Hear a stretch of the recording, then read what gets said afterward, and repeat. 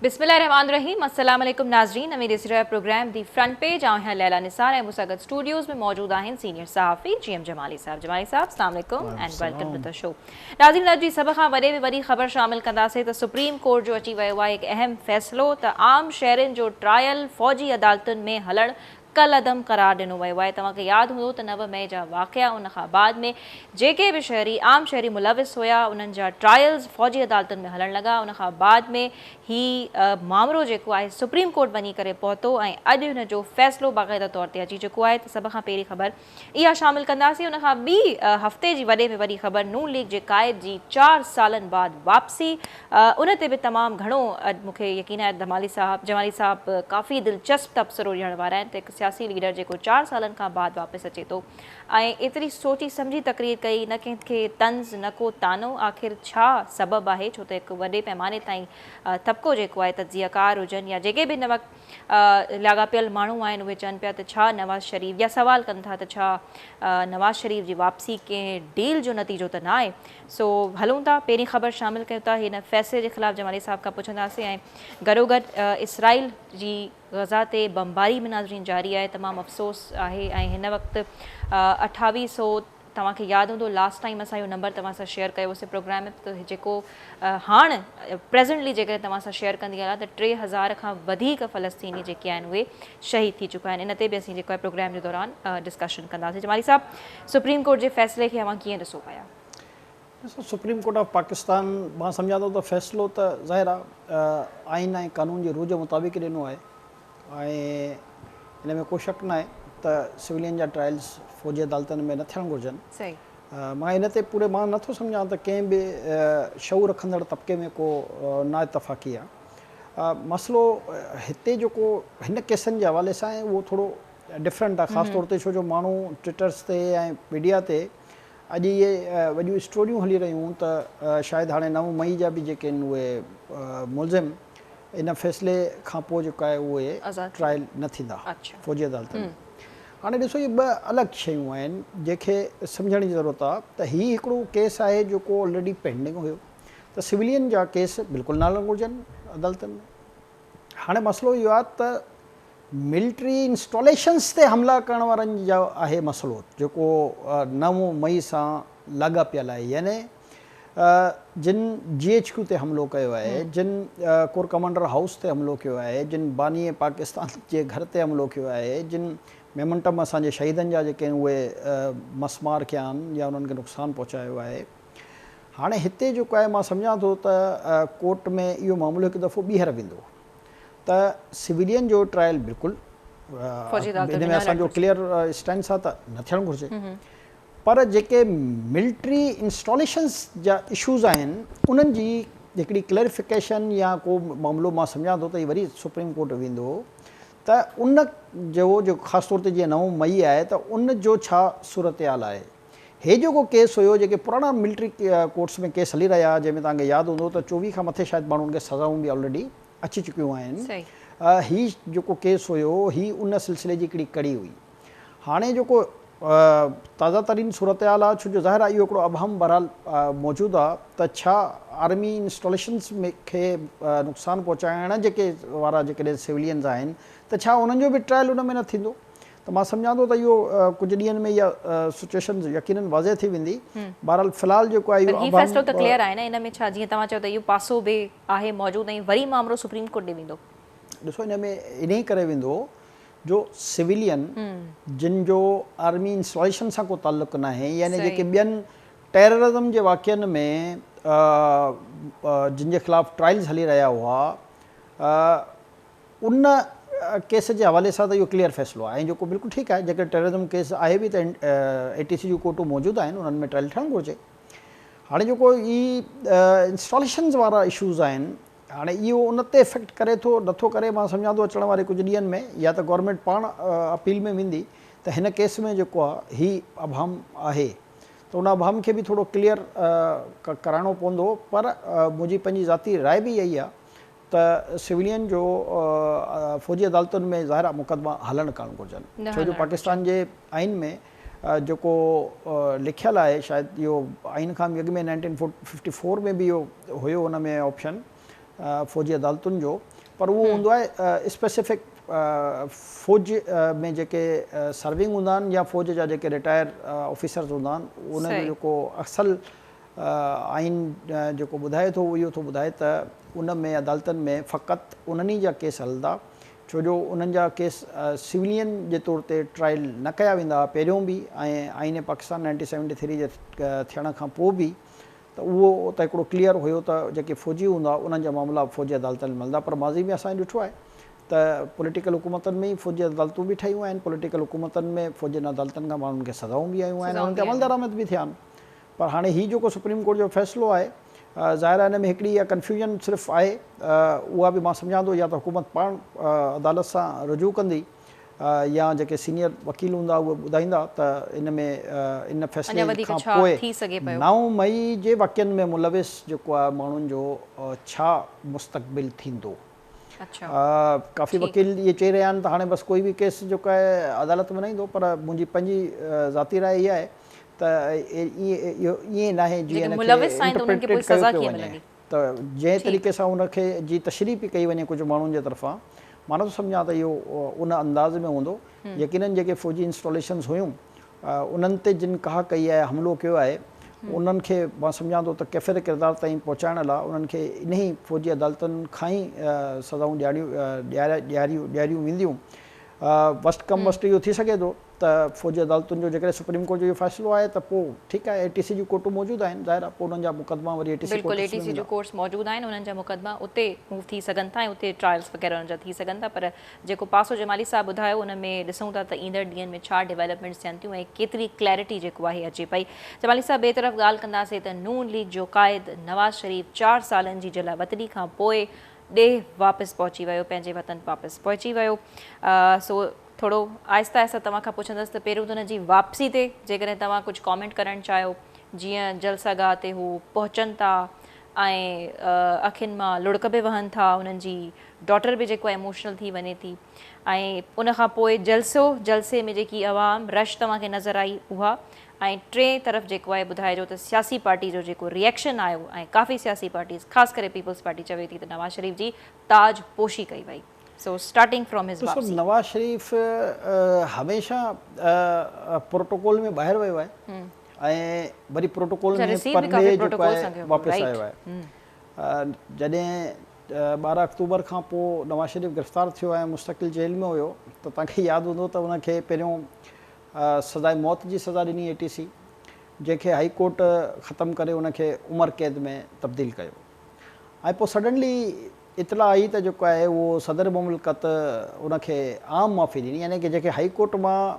सज़ा आयल हुई ऐं अञा ताईं इहो मामिलो सुप्रीम कोर्ट में पेंडिंग हुयो, पर उन जे बावजूद बि सदर मुमलिकत, हालांकि तरीक़ेकार इहो आहे त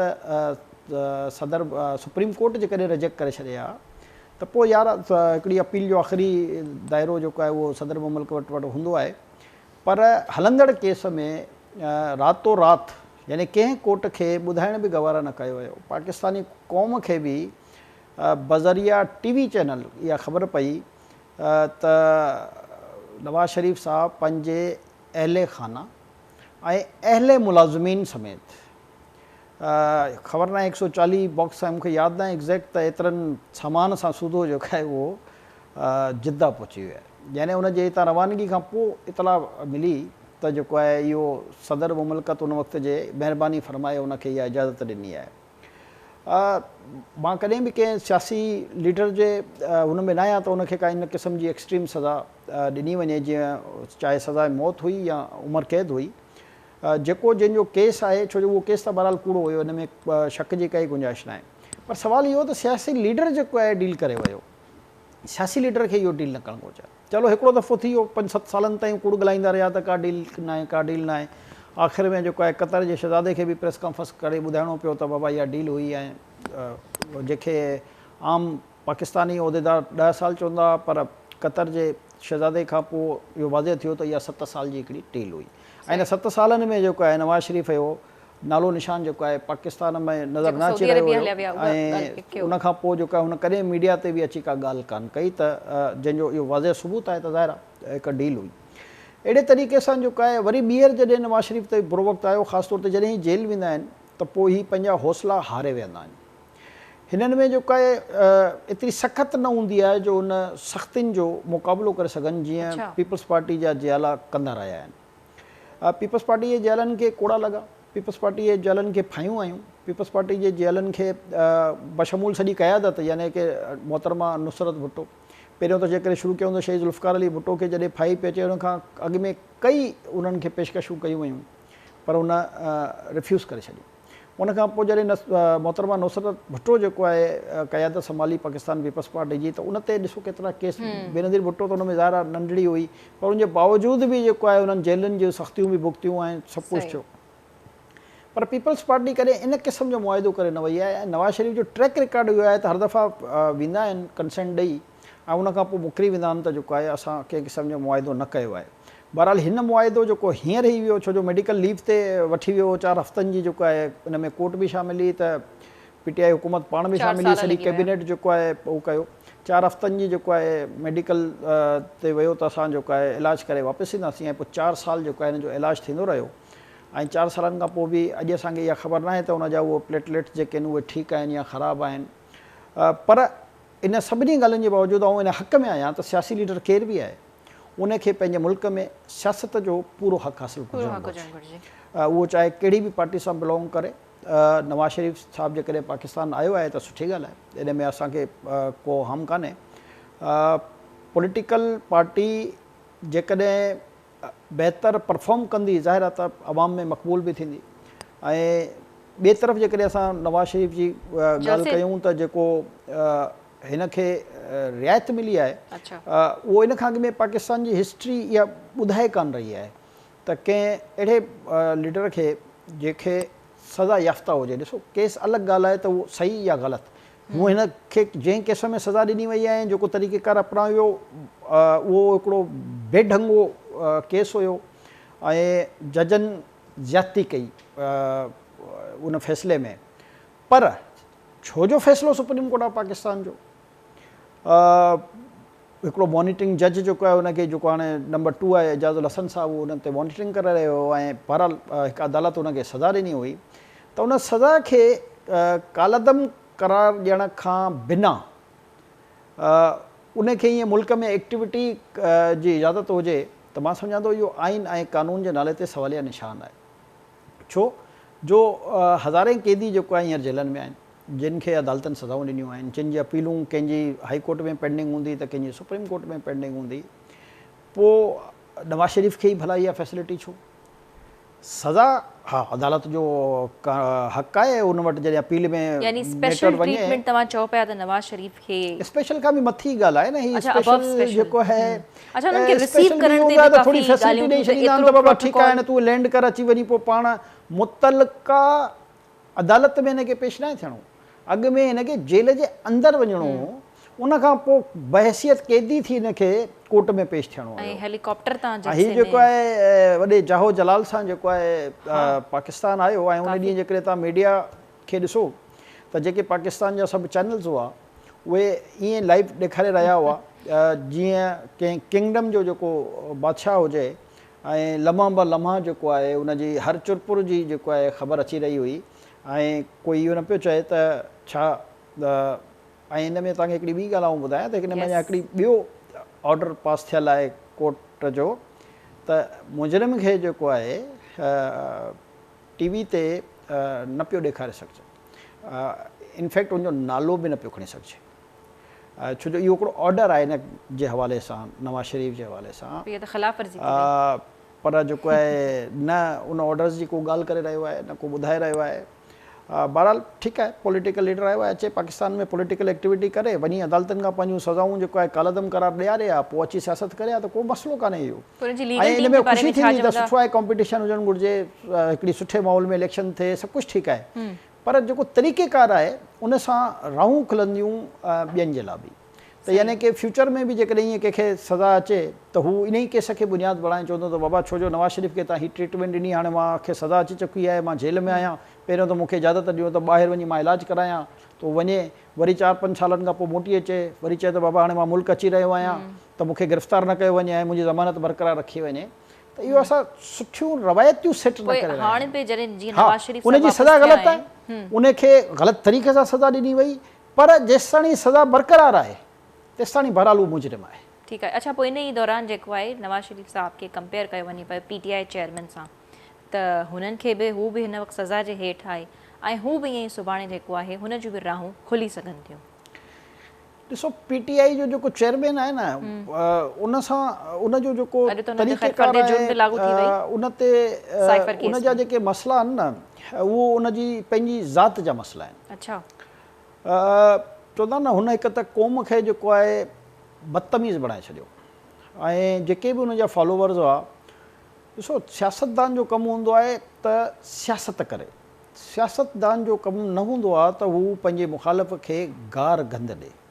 ऐं हे जेतिरियूं बि अॼु ताईं जूं सियासी जमातूं आहिनि पाकिस्तान में कमु करे रहियूं आहिनि, उन में इहा वाहिद जमात हुई जेकी हेठि खां वठी ऐं मथां ताईं, यानी कि लीडरशिप खां वठी ऐं हेठि कारकुन ताईं हिननि उहा ट्रेनिंग ॾिनी त बसि तव्हांखे मुखालिफ़ खे रुॻो गारियूं ॾियणियूं आहिनि, तव्हांखे मुखालिफ़ खे रुॻो जेको आहे उहो उनजी तज़लील करणी आहे। यानी ॾिसो सियासत करे पंहिंजे कमनि जी बुनियाद ते तव्हां जेकॾहिं पौणा 4 साल, 3.5 पौणा 4 साल जेकी बि अरसो हुकूमत मिली PTI खे, असां चवंदा आहियूं रुॻो एतिरो ॿुधायो वञे त हिन मुल्क में हुनजा कहिड़ा अहिड़ा मनसूबा आहिनि जिन ते उनखे पाण खे फ़ख़ुरु हुजे, ॿियनि खे क़ौम खे त छॾे ॾियूं न। हुनजो तव्हां जॾहिं बि इन क़िस्म जा तव्हां सवाल हुन खां पुछणु चाहियो त हू उनजो जवाबु इहो हूंदो त मां कोई जेको आहे आलू टमाटर जो रेट ॾियण लाइ न आयो हुउसि, मां जेको आहे परफॉर्मेंस ते असीं ॻाल्हाईंदा रहियूं, पर जमाली साहब जी सज़ा जे हवाले सां जेको आहे त छा हुननि जूं बि राहूं ईअं खुली सघनि थियूं, रस्ता खुली सघनि था? टेक्निकली त राहूं खुली वयूं। जेकॾहिं असां ॻाल्हायूं त जॾहिं नवाज़ शरीफ़ दौरान जेल मेडिकल जो फैसिलिटी वठी करे ॿाहिरि वञी सघे थो, त उहा फैसिलिटी पोइ हुन लाइ बि थी सघे थी, कंहिं ॿिए लाइ बि थी सघे थी। मां चवंदो न जीअं इहे जेको जंहिंजी कानून में गुंजाइश न आहे, यानी सज़ा याफ़्ता केर बि माण्हू हुजे उनखे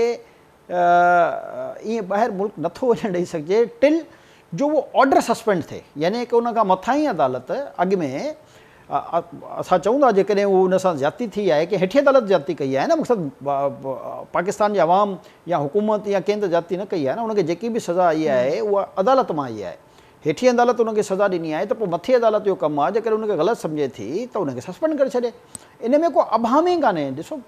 इहो ई मसइलो आहे त जेसिताईं उहो ऑर्डर सस्पेंड न पियो थिए तेसिताईं ही जेल खां सिवा ॿी कंहिं जॻह ते न पियो वञी सघे। चलो जमाली साहब, तव्हां हुनजी वापसी ते त असांखे दिलचस्प ॻाल्हियूं ॿुधाए छॾियूं त नवाज़ शरीफ़ रिटर्न्स फाइनली वापसि त अची विया। ऐं ॿियो जलसे जी जेकॾहिं ॻाल्हि कजे, यकीनन जॾहिं खां इहे तारीख़ ॾिनी वई नून लीग पारां 21 अक्टूबर ते नवाज़ शरीफ़ साहब जी वापसी सां मुतालिक़, त जलसे जूं तयारियूं, जलसे जी परमिशन ऐं खोड़ प्लैनिंग्स वग़ैरह हलनि पियूं। पोइ जलसो तव्हांखे कीअं नज़र आयो, माण्हुनि जो रश? त जॾहिं बि अहिड़े क़िस्म जी का पॉलिटिकल एक्टिविटी थींदी आहे त ज़ाहिर आहे इन हवाले सां गुफ़्तगू ज़रूरु थींदी आहे। ॾिसो जलसो त इन में को शक न आहे त जेके उन्हनि जा दावा हुआ त असां मीनार पाकिस्तान जे इन मुतलका ग्राउंड खे भरींदासीं, त ज़ाहिर असां बि ज़ाहिर TV चैनलनि ते इहे मंज़र ॾिठा आहिनि, उन मुताबिक़ त ज़ाहिर असांखे ग्राउंड बि भरियलु नज़र अची रहियो हो, ऐं उनजे आसपास जा जेके ॿिया रोड रस्ता हुआ उते बि जेको आहे ट्रैफ़िक जी जैम हुजण जी ऐं पब्लिक जे मौजूदगी जी इतलात मुख़्तलिफ़ ज़ाहिर चैनलनि खां ई मौसूल थी रहिया, ज़ाहिर पाण उते हुया कान सी त जो अखियुनि सां ॾिसूं आहे, पर जेको फीडबैक चैनल्स जे ज़रिए मिलियो आहे उन में त बहरहाल उनखे चई सघिजे थो त इहो हिस्ट्री जो हिकिड़ो सुठो ऐं वॾो जलसो हो। पर माज़ी खे जेकॾहिं तव्हां कंपेयर कयो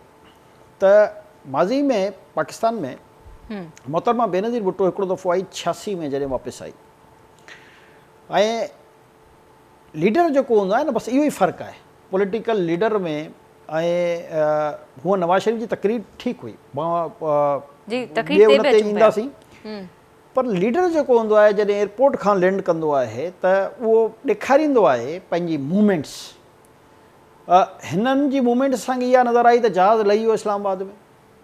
कलाक फलाणे सां हिननि मीटिंग कई, वरी हिकिड़ो ॿियो जहाज़ लही आयो जेको आहे लाहौर में, वरी जेको आहे उहो हेलीकॉप्टर जी उड़ान भॻी त मरियम नवाज़ रोइणु शुरू करे छॾियो त मुंहिंजो पीउ अची वियो आहे पाकिस्तान, त भई दिन में त ख़ुशि थियण जी ॻाल्हि हुई न, रोइण जी कहिड़ी ॻाल्हि हुई? इमोशनल थी वई हूंदी जमाली साहब। इमोशनल ॾिसो, अच्छा सिंधियुनि में रवायत आहे त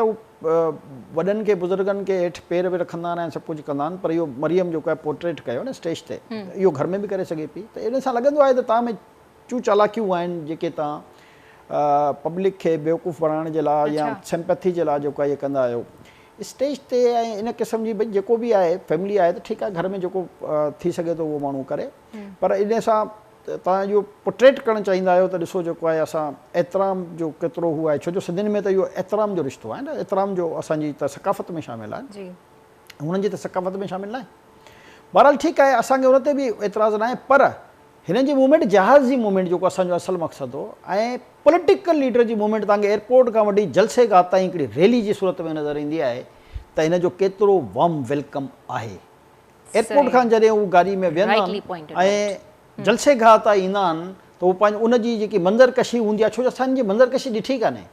हिन जी असां मंज़रकशी इहो ई ॾिठोसीं त ग्राउंड में जेको आहे माण्हू वेठा आहिनि ऐं जेके चैनल ॿुधाइनि पिया त हाणे हेतिरा हज़ार आहिनि पोइ वरी हेतिरा लख थी वेंदा आहिनि पोइ वरी हेतिरा थी वेंदा आहिनि ज़ाहिर आहे उनजी ऐं एतिरी पब्लिक जी ज़ाहिर आहे कैलकुलेशन बि को नथो करे सघे हिन में को शक न आहे पर जेको बि असांखे चैनल जी फुटेज जे ज़रिए इतलात मिलिया आहिनि उहे इहे ई आहिनि त माण्हू इहो ज़रूरु चवंदा त जलसे जी सूरत में कामयाबु हो पर 4 सालनि खां पोइ जेकॾहिं हू जलावतनी काटे आयो त हुनखे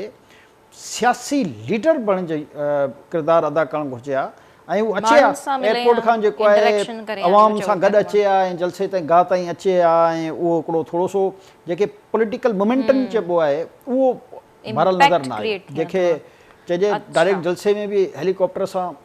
हेलीकॉप्टर सां उन खां पोइ जेको आहे बस शामिल थिया जलसे में भी या भी काफ़ी धमाकेदार एंट्री हुई यानी हेलीकॉप्टर में तव्हां जलसे में एंटर थियो अक्सर करे असीं सियासतदाननि खे ॾिसण थो गाॾियुनि जे ज़रिए रूट्स भी चेंज थिया उन्हनि जी भी परमिशनूं मिली वयूं सही बहरहाल पाकिस्तान अच्छा तो यानी फुल प्रोटोकॉल सां नवाज़ शरीफ मामला ये पाकिस्तान में थींदा आहिनि ऐं उहे मुस्तक़िल थी रहिया आहिनि पाकिस्तान में कुझु बि थी सघे थो अच्छा जमाली साहब उन्हनि जी वापसी ते बि ॻाल्हि थी वई ॾाढियूं इंट्रस्टिंग शयूं तव्हां पॉइंट आउट कयूं ख़ासि करे जलसे जी जेतिरी ॻाल्हि कजे थी पर इन ई हवाले सां बि नून लीग जो इहो चवणु आहे त हीउ जेको जलसो थियो आहे या नवाज़ शरीफ जी वापसी आहे इन सां तारीख़ रक़म थी वई आहे तारीख़ रक़म थी आहे या तारीख़ रक़म थी आहे इहो त अचण वारो वक़्तु ॿुधाईंदो न त हिकिड़े मुजरिम खे जेको आहे जंहिं अंदाज़ में अची वियो त उहा तारीख़ थी या तारीख़ थी या त हिस्ट्री जेको आहे इन ते वधीक लिखे बि बहरहाल मां त सम्झां थो त पाकिस्तान जी इन खे हिकिड़ो स्याह वाक़ियो चई सघे थो त मुजरिम खे जंहिं अंदाज़ में तव्हां सॼी मशीनरी हुकूमत जी प्रोवाइड कई उहो चलो ही इंडिपेंडेंट बि हुजे हा त चऊं हा चलो ठीकु आहे छो जो बहरहाल हाणे गवर्नमेंट वटि त हिकिड़ो जवाज़ आहे न त भई अदालत हुनखे ज़मानत ॾिनी त जेको आहे असां कयोसीं न मां जवाज़ हर माण्हू वटि आहे मां इहो नथो चवां त कंहिं वटि बि जवाज़ कान्हे जवाज़ हर माण्हू वटि आहे त भाउ असां छा कयूं अदालतुनि जेको आहे हुनखे ज़मानत ॾेई छॾी भई अदालत हुननि खे ज़मानत ॾिनी अदालतुनि खां पोइ उहो जेको फ़ैसिलो हुयो सज़ावार हो उहो कालादम कराए छॾियो आहे या हुनखे सस्पेंड कराए छॾियो आहे चलो कालादम में टाइम लॻे हा एटलीस्ट हुनखे सस्पेंड कराए छॾियो आहे त पोइ चऊं हा त बाबा हाणे हिन जी सज़ा जेका आहे मुअत्तल थी चुकी आहे हाणे ठीकु आहे पर इहे ॿई शयूं त न थियूं न त हाणे पाकिस्तान सभु कुझु थिए थो अच्छा तकरीर जी जेकॾहिं ॻाल्हि कजे जमाली साहब नवाज़ शरीफ साहब जी ज़ाहिर आहे हू पहिरियों आया लैंड थिया जलसे में उन्हनि जी एंट्री थी उन खां बाद में बचे थी हाणे तकरीर त तकरीर जे हवाले सां छा अक्सर करे असां ॾिठो आहे त जलसनि में जॾहिं सियासतदान बीहंदो आहे तकरीर करणु या त कंहिं सियासी पार्टी खे निशानो बणाईंदो आहे या को नैरेटिव जंहिं ते हू बार बार ॻाल्हि कंदो आहे त तव्हांखे ओवरऑल तव्हां छा रेट कंदा नवाज़ शरीफ जी तकरीर खे ऐं ख़ासि करे कंहिं पार्टी खे या कंहिंखे न तंज़ न तानो बल्कि मिली करण जी हुननि ॻाल्हि कई जेका ॾिठो वञे त सुठी आहे तकरीर मुंहिंजी ज़ाती राय में त हुननि जी बेस्ट हुई अच्छा ऐं पाकिस्तान जी जेकी सूरत हाल आहे कन्फेडरेशन में अञा नुक़सानु थियणो आहे जेकॾहिं पाकिस्तान में इहा इज़त वारे तरीक़े सां सियासत कजे छो जो हाणे ऑलरेडी असां इलाही पुठिते वञी चुका आहियूं हाणे असांखे जेको आहे अॻिते वञिणो आहे असांजी क़ौम जेको आहे वीचारी अञा ताईं असां पीअण जे साफ़ पाणी खां अस्पतालुनि में सिहत खां हर शइ खां हर बुनियादी फैसिलिटी खां असां महरूम आहियूं हाणे जेको आहे जेकॾहिं उन शयुनि में पंहिंजा पुराणा मामला छॾे करे ऐं माण्हू चए त बाबा ठीकु आहे असां अॻिते जी तरफ़ वधूं था त पोइ इहो हिकिड़ो मां सम्झां थो मुनासिबु अमल आहे पर मूंखे ख़ुशी इहा थी त उहे जेके ॿ टे कुझु एंकर्स ऐं यूट्यूबर्स हुआ जेके चवनि पिया त हुननि जा 5 पॉइंट आहिनि ऐं हू फलाणे बि हीअं कंदो ऐं उन्हनि खे बि कंदो हाणे उन्हनि खे घटि में घटि पंहिंजी ॻाल्हियुनि ते शर्म अचणु घुरिजे जो क़ौम खे बि वर्गलाईंदा आहिनि ऐं इंतिशार पैदा कंदा आहिनि त भई हिन वक़्तु मुल्क में इंतिशार जी सियासत नथी हली सघे। मुल्क जे लाइ ज़रूरत बहितर न आहे। हिन वक़्तु मुल्क खे उहा सियासत खपे जेकी तहमुल वारी हुजे, जेकी असांजी इकोनॉमी खे बेस्ट खां बेस्ट खणी वञे। छो जो ॾिसो को बि मुल्क जेको आहे उहो हथियार जी ताक़त ते क़ाइमु ऐं दाइमु नथो रही सघे। जंहिं वटि भले केतिरो ई हथियार हुजे पर जेकॾहिं उनजी इकोनॉमी फ्लॉप थी वञे त उहो मुल्क तबाह थी वञे। सोवियत यूनियन तव्हांजे साम्हूं आहे, उन खां वधीक हथियार त कंहिं वटि कान आहे। हाँ बिल्कुलु। मसइलो इहो आहे त असां इहो चाहियूं था त हाणे पाकिस्तान में इलाही सारा तजुर्बा थी विया, इलाही हिते जेको बि सम्झां थो वेदन थियणा उहे थी चुका आहिनि। हाणे पाकिस्तान जी इकोनॉमी खे मज़बूत करण जी ज़रूरत आहे। जेसिताणी पाकिस्तान जी इकोनॉमी मज़बूत कान थींदी जेसिताणी पाकिस्तानी अवाम ख़ुशहाल थी नथो सघे, पाकिस्तान तरक़ी करे नथो सघे। छो जो माज़ी में हर सभिनी खां ग़लतियूं थियूं आहिनि न, को अहिड़ो कॉर्नर न आहे, चाहे सियासी जमातूं आहिनि, मज़हबी जमातूं आहिनि, हुक्मरान आहिनि, केर बि आहिनि, सभिनी खां वॾियूं ग़लतियूं थियूं आहिनि। हाणे वक़्तु अची वियो आहे जो असां एंडिंग पोज़ीशन ते वञण वारा हुआसीं, जितां असां वरी मां सम्झां थो थोरो सो रिवाइव कयो आहे। हाणे असांखे जेकॾहिं तरक़ी जी राह ते गामज़न थियणो आहे त पोइ असांखे इख़्तिलाफ़ ख़तमु करणा पवंदा, सियासी जमातुनि खे तदब्बुराना फ़ैसिला करणा पवंदा, मुल्क में गुड गवर्नेंस क़ाइमु करणी पवंदी, पॉलिटिकली मैच्योरिटी जा सबूत ॾियणा पवंदा। जेसिताणी तव्हां सियासी बहितर अंदाज़ में मुल्क जी इकोनॉमी खे खणी न हलंदा तेसिताणी मुल्क तरक़ी न कंदो। त हाणे सही थियो या ग़लति थियो, असां ॿिन्ही पहिरां ते ॻाल्हाए छॾियोसीं त थियो त ग़लति आहे, पर ऑप्शन छा आहे? ऑप्शन इहो ई आहे त भई हाणे अॻिते वधूं ऐं इन करे चौधरी शुजात जी सुठी ॻाल्हि आहे जेकी हर दफ़े वरी हिट थी वेंदी आहे त हाणे मटी पाओ। हाणे मटी पाउण खां अलावा ऑप्शन कान्हे। कुझु बि ॻाल्हाईंदासीं त उहो बहरहाल हिकिड़ी नई कन्फेडरेशन जो माज़ खुलंदो। त हाणे बहितर इहो आहे त बाबा जेको थी वियो, छो अदालत बि ग़लति कयो, ग़लति थियो, ठीकु आहे। हाणे अदालतूं बि पंहिंजो अज़ालो कनि पाण वञी त उन्हनि इहे ग़लति कमु कया। छो जो असांजे कंहिं माण्हू खे इहो यकीन ई न आहे हाणे त हुनखे आम माण्हू खे अदालत मां को इंसाफ़ मिली सघे थो। यानी ताक़तवर जे लाइ त मिंट लॻी पई आहे ॻाल्हि, पर ग़रीब माण्हू खे को इंसाफ़ पंहिंजे सभिनी शोबनि खे बहितर करण जी ज़रूरत आहे। छो जो असां ऑलरेडी जेको आहे तमामु नुक़सानु खणी चुका आहियूं। असांजी क़ौम जेको आहे हाणे जेके हुननि जा मां सम्झां थो त बर्दाश्त जी जेकी लिमिट आहे उहा ख़तमु पई थींदी वञे। ऐं तव्हां ॾिसो त माण्हू कई इलाइक़नि में ज़हनी मरीज़ था बणिजी वञनि, माण्हू परेशान आहिनि, बेहाल आहिनि, बदहाल आहिनि। हाणे सभिनी खे मिली करे जेको आहे रुॻो फोकस इहो करणु घुरिजे त पंहिंजी सियासत जो महवर हाणे मुल्क जी इकोनॉमी खे बहितर करण में जेकॾहिं उहो लॻाइनि, मां सम्झां थो सभिनी खे फ़ाइदो थींदो इनसां। पर फ़िलहाल त जेको आहे चूंडनि जे हवाले सां तमामु घणियूं ॻाल्हियूं थियनि पियूं। जे असां जेकॾहिं नवाज़ शरीफ़ साहिब जी तक़रीर खे वठी छॾियूं त उन बाबति बि चयो वञे पियो त हुननि का इलेक्शन्स जी ॻाल्हि न कई। हिकु तरफ़ पीपल्स पार्टी चूंडूं फौरी तौर ते थियण जो मुतालबो करे थी, टे तरफ़ निगरान वज़ीर आज़म अनवारुल हक़ काकड़ जल्दी चूंडूं थियण जो को इशारो ॾेई छॾियो आहे। त लॻे थो हाणे चूंडनि जी का तारीख़ मिलणु वञे पई। वरी चोथें तरफ़ जेको आहे चीफ जस्टिस साहिब इहो फरमाइनि था त 90 ॾींहंनि में चूंडूं नामुमकिन आहिनि, यानी शायदि ई थी सघनि। न, चीफ जस्टिस साहिब जेको फरमायो उहो त 90 ॾींहं गुज़री आहे। सही, हुनजो इहो चवणो त 90 ॾींहंनि जो मुद्दो हूंदो आहे, पर उहे 90 ॾींहं त गुज़री विया। ऐं पुराणी मरदमशुमारी ते नई मरदमशुमारी ते जेको चीफ जस्टिस साहिबु बिल्कुलु लीगली सवाल उथारियो त जेकॾहिं पुराणी मरदमशुमारी ते त असां कयूं त पोइ त हीउ जेको बि हींअर प्रोसीजर आहे इहो इलीगल थी वियो, आइन जे ख़िलाफ़ु थी वियो। ऐं जेकॾहिं CCI तव्हांजी मंज़ूरु कयो हुयो ऐं नई मरदमशुमारी आहे त पोइ हीउ बिल्कुलु प्रोसीजर जे एन मुताबिक़ हली रहिया आहिनि ऐं हीउ लीगल आहे। त मां सम्झां थो त जनवरी में जेके 28, 27, 28, 29 जनवरी ताईं जेको आहे इलेक्शन कमीशन जल्दी डेट अनाउंस करे छॾींदी। ऐं मां नथो सम्झां त हाणे जनवरी न नवंबर में अनाउंसमेंट थी वेंदी, पर जनवरी जी इलेक्शन जी आऊं ॻाल्हि करे रहियो आहियां। जनवरी जे आख़िर ताईं जेको आहे इलेक्शन थी वेंदा। मां नथो सम्झां त अॻिते वेंदा जेकॾहिं 2-4-5 ॾींहं टेक्निकल शयुनि में अॻियां पुठियां थी वञे त उहो नथो चई सघां। बाक़ी आहे त इन में को शक न आहे त जनवरी ताईं इलेक्शन जेके आहिनि उहे थींदा। अच्छा, पीपल्स पार्टी मुसलसल मुतालबो करे थी त फौरी चूंडूं थियनि। हिकु तरफ़ वरी नून लीग ते बि हू काफ़ी वॾे पैमाने ताईं तंज़ करे थी, ख़ासि करे जॾहिं खां नवाज़ शरीफ़ साहिबु वापसि थिया आहिनि। सो छा करणु चाहिनि था, छा चवणु चाहिनि था? ॾिसो, पीपल्स पार्टी मुतालबो त कयो त 90 ॾींहंनि खां जेकॾहिं चूंडूं नथियूं थियनि त ज़ाहिर आहे उहो ख़िलाफ़ आइन आहे।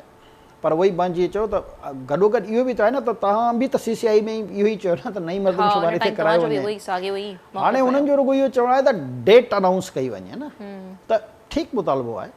इलेक्शन कमीशन ऑफ पाकिस्तान खे खपे। बेसिकली छा आहे जो इहो जेको प्रोसीजर हूंदो आहे, ॾिसो पाकिस्तान ज़ाहिर आहे 25-30 करोड़ आबादी जो मुल्क आहे, हज़ारनि जी तादाद में पोलिंग स्टेशन्स आहिनि,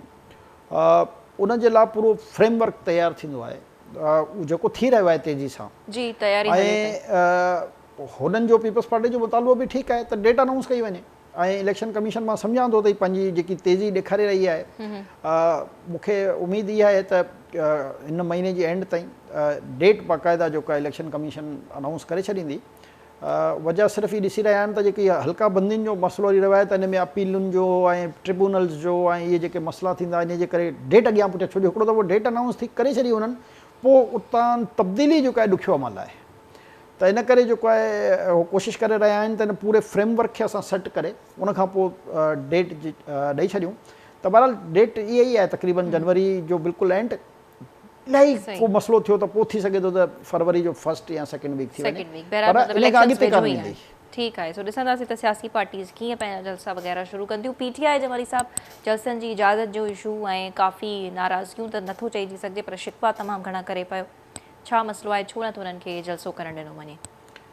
या इजाज़त मिली चुकी आहे? जी हमेशह जी तव्हां सियासत ॾिसो 2014 खां तक़रीबन पोइ जी उन हमेशह कूड़ जी बुनियाद ते सियासत कई आहे। PTI बेसिकली छो जो हिकिड़ी जमात त कान्हे न, अॼु बि कान्हे। अच्छा, PTI जेको आहे रुॻो नालो आहे इमरान ख़ान जो न, तमामु घणा। PTI एज सच तव्हां अॼु ताईं उन जो तव्हांखे तंज़ीमी स्ट्रक्चर सॼे मुल्क में किथे बि नज़र न ईंदो। कुझु डिवीजन जी सतह ते या कुझु डिस्ट्रिक्ट जी सतह ते उन्हनि पंहिंजे उहिदेदारनि जी अनाउंसमेंट ज़रूरु कई, पर जीअं हिकिड़ी पॉलिटिकल पार्टी जो ग्रास रूट लेवल ताईं पूरो स्ट्रक्चर मौजूदु हूंदो आहे, उहो त PTI जो आहे ई कान। हिननि जो मसइलो इहो आहे त हीअ सिर्फ़ु सोशल मीडिया ते माहौल ठाहे ऐं उहे बि जेके तव्हांजा अकाउंट्स आहिनि उहे ॿाहिरनि मुल्कनि मां ऑपरेट थींदा आहिनि। उन जे ज़रिए हिकिड़ो प्रोपेगेंडा पार्टी असां हिनखे चई सघूं था त हिकिड़ी पाकिस्तान जी सभ खां वॾी मनफ़ी प्रोपेगेंडा करण वारी हिकिड़ी पार्टी आहे। तव्हांखे एतिरी हिमत पैदा कयो, जुरत पैदा कयो जो जेकॾहिं तव्हांखे किथे जलसो करिणो आहे त तव्हां कयो। को लीडर तव्हांखे नज़र अची रहियो आहे जेको चए त बाबा मां जेको आहे हिन जलसे खे लीड कंदुसि ऐं फलाणी जॻह ते जेको आहे असां जलसो कंदासीं। सिर्फ़ु शिकवा ते ई मां उहो ई न कंदो, नवाज़ शरीफ़ खे इजाज़त ॾिनी वई जलसे करण जी, असांखे छो नथी ॾिनी वञे। एग्ज़ैक्टली उहो ई चई रहियो आहियां त को ॿ चार इहे वकील आहिनि जेके हिन क़िस्म जूं एप्लीकेशनूं ॾियनि था न, भई पार्टी जा तव्हांजा लीडर किथे आहिनि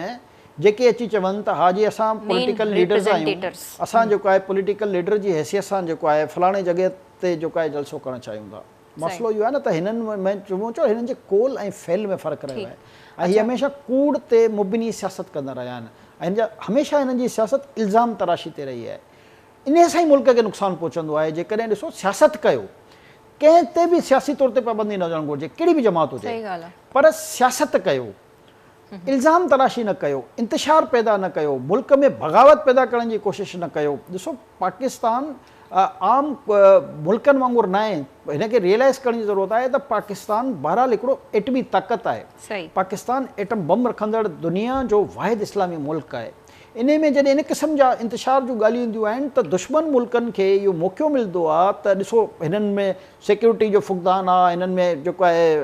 हे संभाले नथा सघनि इन्हनि शयुनि खे, त छो न पोइ असां UN या ॿिनि क़िस्म जूं जॾहिं तव्हां हरकतूं ॾिसंदा उहो छो जो असांजा जेके पाड़े में दुश्मन मुल्क वेठा आहिनि, ख़ासि तौर ते इंडिया ऐं इसराइल, उन्हनि जी त कोशिशि हूंदी आहे त कंहिं बि तरीक़े सां जेको आहे असां हुकूमत पाकिस्तान ते या रियासत पाकिस्तान ते प्रेशर बिल्ड करे सघूं। ऐं जेके ॿिया मुस्लमान दुश्मन मुल्क आहिनि उन्हनि सभिनी जी बि इहा ई साॻी कोशिशि हूंदी आहे। त हाणे पाकिस्तान जी जेकी क़यादत आहे उनजी त इहा ज़िमेदारी आहे न त उन्हनि सभिनी इशूज़ खे गॾु खणी हले ऐं ॾिसे त कहिड़े सियासत कहिड़े अंदाज़ में थी सघे थी ऐं अफ़रा तफ़री या इंतिशार कहिड़े तरीक़े सां फैलिजे थो। त अफ़रा तफ़री या इंतिशार न फैलाइनि, सियासत करे हर माण्हू करे थो। भले माज़ी में छा हिननि जे ख़िलाफ़ु एक्शन्स कान थिया आहिनि मुख़्तलिफ़ ॿियनि जमातुनि जे ख़िलाफ़ु, थींदा रहिया आहिनि न, पर हर कंहिंजी सियासत थींदी रही आहे। पर हाणे तव्हां जेको आहे वञी आर्मी इंस्टॉलेशंस ते हमला करे छॾियो, यानी तव्हां इंप्रेशन छा था क्रिएट करणु चाहियो? मुल्क में जेको आहे न को कानून आहे न को आइन आहे, असांजो दिलि जिते चाहे असां वञी करे हमला करे छॾियूं, इहो इंप्रेशन हिननि इहो क्रिएट कयो। असां चऊं था इन इंप्रेशन्स क्रिएट करण जे असां ख़िलाफ़ आहियूं। बाक़ी सियासत कयो, पुरअमन सियासत कयो, जिते वणे जलसा जुलूस कयो, अचनि त सही माण्हू, यानी वॉलेंट्री भला कुछ माण्हू त निकिरनि था, बाबा चलो लीडर बि कान्हे, बाबा 50,000 माण्हू जेके न अची किथे पार्क में, कंहिं ग्राउंड में, कंहिं रोड ते, कंहिं प्रेस क्लब जे दुनिया अची प्रेस क्लबनि जे ॿाहिरि मुज़ाहिरा करे थी न, यानी जेके बैंड तंज़ीमूं हूंदियूं आहिनि उन्हनि जा बि कुझु तव्हांखे माण्हू नज़र ईंदा जेके अची मुज़ाहिरा करे ईंदा आहिनि। पर हिते जेको आहे रुॻो ही सोशल मीडिया ते करे सघनि था, सोशल मीडिया ते जेको वञी करे सघनि था। ही ॿ अहम इशूज़ आहिनि प्रोग्राम में शामिल करणा आहिनि, वक़्त जी बि कमी आहे। अच्छा जमाली साहब, पहिरियों त ही इसराइल जी हिन वक़्त ताईं गज़ा ते बमबारी जेको आहे जारी आहे, ऐं जेके मुल्क इज़राइल खे सपोर्ट कनि था, गॾोगॾु हू इहो बि चवनि था त इसराइल खे खपे त उहो इंटरनेशनल लॉ खे फॉलो करे, यानी ही कहिड़े लेवल जी डिप्लोमेसी चऊं, यानी कि छा थो चई सघिजे? असल में ॾिसो, मुस्लमान मुल्कनि में इतिहाद न हुजण जे करे ऐं इहो इतिहाद ख़राबु कयो वियो आहे। जीअं मां जेकी ॻाल्हि एक्चुअल करे रहियो हुउसि त हिकिड़ी साज़िश जे तहत मुख़्तलिफ़ मुल्कनि, इस्लामी मुल्कनि खे इस्लामी मुल्कनि सां विड़ायो वियो। यानी तव्हां ॾिसो न, दिल्ली तौर ते टर्की हुजे, सऊदी अरब हुजे, ईरान हुजे, कतर हुजे, कुवैत हुजे, इहे पाण में ठहनि ई कान। यानी ज़ुल्म इहो आहे त इस्लामी हर मुल्क जो पाण में हिननि नफ़रतूं पैदा करियूं आहिनि, ऐं हर जॻह ते पोइ तव्हां ॾिसंदो त को न को गैर मुस्लिम मुल्क, किथे अमरीका त किथे बर्तानिया, किथे उन्हनि जा यूरोपीय मुल्क जेके आहिनि उहे पंहिंजो चवंदा त हाणे असां हिन मसइले खे सॉर्ट आउट करण लाइ जेको आहे पंहिंजी जेको नेटो जी हिकिड़ी फोर्स ठहियलु आहे उहा मोकिले रहिया आहियूं। त बेसिकली हर मुल्क खे, हर इस्लामी मुल्क खे उन्हनि जे सरबराहनि सां हिननि मिली भगत करे उन्हनि खे पाण में विरायल आहे। जेके सरबराह जंहिं इस्लामी मुल्कनि जा हिननि जी ॻाल्हि न ॿुधंदा, जस्ट लाइक ज़ुल्फ़िकार अली भुट्टो, कदाफ़ी या सदाम या इन क़िस्म जा ॿिया, उन्हनि खे क़तल कराए छॾियो। हाणे जेको आहे ॿिया जेके आहिनि उहे डिॼी विया हिननि खां, त असांजो बि अंजाम इहो थींदो। लिहाज़ा उन्हनि जे इशारनि ते ई जेको आहे सॼी अफ़रा तफ़री, लिसानी फ़साद, मज़हबी फ़साद, हे सभु जेको आहे उहो जेके नॉन मुस्लिम इहे ताक़तूं आहिनि, ख़ासि तौर ते अमेरिका, बर्तानिया, यूरोप, इन्हनि जी साज़िशुनि जो नतीजो जो करे हाणे इसराइल जेको आहे यानी अस्पतालुनि ते हमला करे रहियो आहे, घरनि ते हमलो करे रहियो आहे, हर क़िस्म जी इबादत गाहुनि ते हमलो करे रहियो आहे, ऐं अक़वाम मुतहिदा ऐं सॼी इहा दुनिया उन खां मुतालबो करे रही आहे। यानी भई पोइ तव्हां हाणे ॿियनि मुल्कनि में तव्हां नेटो फोर्सिस मोकिलींदा आहियो, पोइ मोकिलियो न, या इसराइल जी मदद बंदि कयो न, उनजी वरी हिमायत लाइ जहाज़ बेड़ा मोकिलींदा, 2 अमरीकी बेड़ा, बर्तानिया जो बेड़ो, यानी अञा मुस्लमाननि में ख़ौफ़ क्रिएट करण लाइ त इन जी तरफ़ तव्हां बेड़ी अख न खणी ॾिसजो न त असांजे पुठियां बीठा आहियूं। हिकु तरफ़ फुल बैकअप ॾेई रहिया आहिनि, ॿी तरफ़ ड्रामेबाज़ी करण लाइ त जेको आहे उनखे न करणु घुरिजे। अफ़सोस जी ॻाल्हि, बिल्कुलु अफ़सोस जी ॻाल्हि आहे। हिन वक़्तु जेकी उते सूरत हाल लॻी पई आहे, जीअं तव्हांखे शुरूआत में अंग ॿुधायो, फ़लस्तीनियुनि जे शहीद थियण जो 4000 खां